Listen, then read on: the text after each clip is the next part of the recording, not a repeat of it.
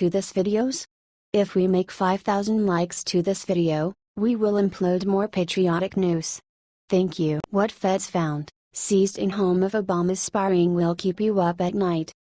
Perhaps all of this commotion about President Trump, his family, his campaign team, and their alleged improper connections to Russia is nothing more than a Democrat-sponsored smokescreen to divert the leftist media, easy to do, from the real scandals involving Hillary, Mr. Obama, Debbie Wasserman Schultz, John Podesta, Huma Abedin, and who knows how many others who might be involved in real and serious cases of corruption and alleged felonies.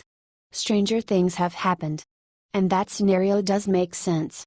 In fact, it would appear possible that Mr. Obama created a Muslim spy ring from Pakistanis who worked as IT employees for various Democratic congressmen including former DNC Chair Debbie Wasserman Schultz.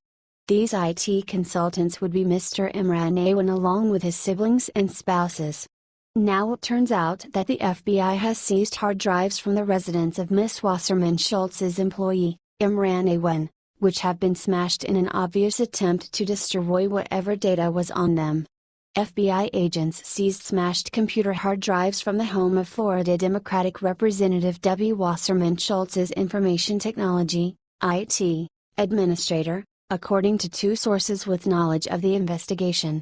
Pakistani-born Imran Awan, longtime right-hand IT aide to the former Democratic National Committee, DNC, chairwoman, has since desperately tried to get the hard drives back, an individual whom FBI investigators interviewed in the case told the Daily Caller News Foundation's investigative group. Mr. Awan is trying to get them back, no doubt, because he must believe they contain incriminating data, and because he also realizes that the FBI has the incredibly advanced technology needed to retrieve data from hard drives, even if they have been physically damaged as these reportedly have. An additional source in Congress with direct knowledge of the case, speaking on condition of anonymity because of the sensitivity of the probe, confirmed that the FBI has joined what Politico previously described as a Capitol Police criminal probe into serious, potentially illegal, violations on the House IT network by Imran and 3 of his relatives, who had access to the emails and files of the more than 24 House Democrats who employed them on a part-time basis. Capitol Police have also seized computer equipment tied to the Florida lawmaker. Image result for Imran Awan DNC. What is this with this odd aversion that some on the left have to hiring Americans? Was it absolutely necessary to hire Pakistanis to do this work? Were they properly vetted? Or, to be a bit more conspiratorial, were they hired precisely because of other factors not mentioned that uniquely qualified them to perform whatever work they did? Work they now appear to be trying to keep out of the hands of the FBI, fortunately to no avail. The whole story goes much deeper, but at this point we can conclude that at least Wasserman Schultz, and the IT team headed by Imran Awan, desperately wanted to keep her notebook computer and these hard drives out of the hands of the FBI. They have something to hide. In fact, all of those players listed at the beginning of this article likely have quite a bit to hide. Just like a good stage magician uses distraction to get the audience to look where nothing is happening so they don't see what he is really doing, it's more than just a little likely that the whole Trump fracas is no more than such an effort in distraction. Keep watching our list of suspects and you'll likely see the real story. Source: Daily Call.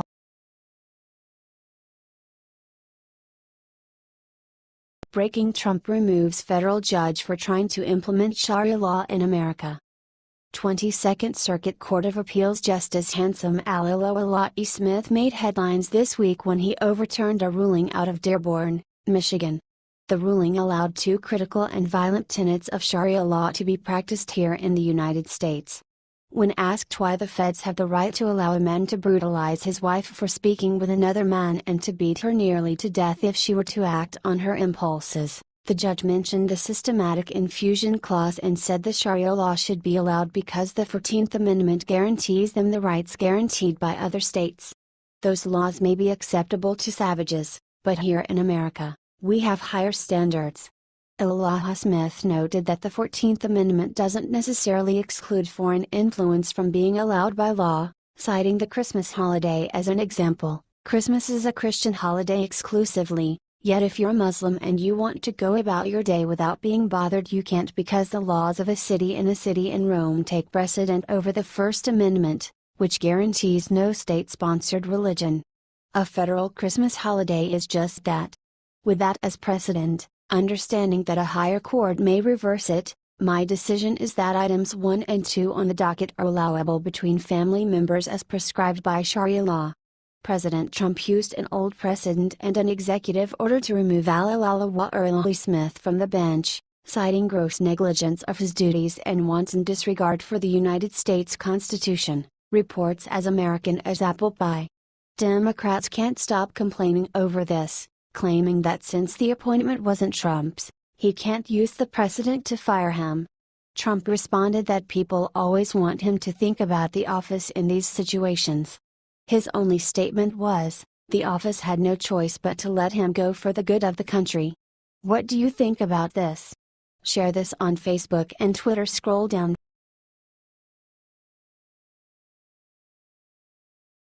Shocking: Democrats are reeling after Trump obliterated 7 huge government programs. Democrats are raging over Donald Trump's proposition of the budget plan. President's proposal is expected to reduce unnecessary and lavish government spending and get control over the U.S. debt for the next 10 years. It also involves cutting taxes and repealing the bloated government programs. But apparently, the problems in the government were way larger than any of us assumed. According to Trump administration, the government has wasted a fortune on terrible programs. Which is more, the ex-government has not stopped funding projects which have been expired. The Daily Wire reported, Mick Mulvaney, the director of the Office of Management and Budget, announced that the Trump administration has discovered approximately $300 billion in federal spending in programs that have expired. This unauthorized spending has a real impact on balancing the budget.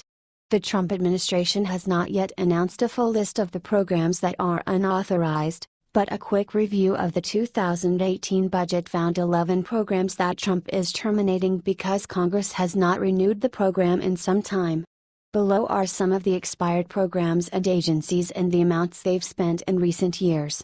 Department of Commerce, Economic Development Administration, $251 million. Department of Commerce, National Oceanic and Atmospheric Administration Grants and Education, $217 million. Department of Health and Human Services, Community Services Block Grant, $714 million. Department of Homeland Security, Port Security Grants and Transit Security Assistance, approximately $218 million. Department of Housing and Urban Development, Choice Neighborhoods, $125 million. Department of Housing and Urban Development, Choice Neighborhoods. This program has spent approximately $150 billion since 1974, without any measurable impact. Department of Housing and Urban Development, Indian Community Development Block Grant, $60 million. The list goes on and on. All of these programs have expired, with Congress refusing to renew them. Yet cash was still flowing into them, with everyone looking the other way. Many of these programs have not been proven to even be effective. We would be happy to hear your thoughts and predictions.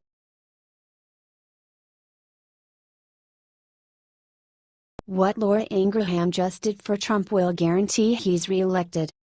Steve Bannon just gave the funny reason Sean Spicer is not in front of the cameras anymore. It was a joke, but the liberals still went all Looney Tunes. Bannon said Sean Spicer gained too much weight, so Trump doesn't want him on TV. In truth, White House Press Secretary Sean Spicer has actually been promoted and he is currently looking for his own replacement in the White House spokesman. We all know Sarah Huckabee Sanders has been doing a great job and her role is secure, but that will not stop the massive shakeup coming to the White House communications team. Just recently, as the Washington Post exclusively reported, Sean Spicer and White House Chief of Staff Reince Priebus officially reached out to Fox News host and conservative radio superstar Laura Ingraham to inquire about her interest in taking the role of press secretary. And it looks like she will accept. Laura Ingraham has long been under serious consideration for this job, almost from the day Trump won the election. She rebuffed those early attempts after Trump for a couple of reasons, but mainly she didn't want to take a pay cut. Laura can't stand watching the bungling from the White House communication team. And after Melania, Angra, and Jared all came out publicly and told President Trump to make some major moves to this team, it looks like he will, and Laura may be the one to sort out the mess.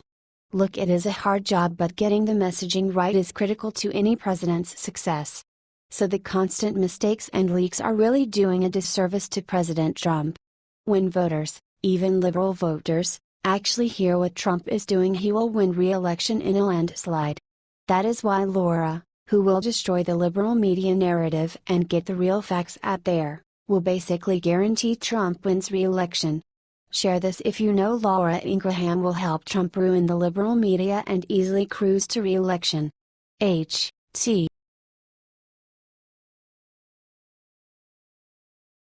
Just a new Obama scandal rocks D.C., how corrupt was this person?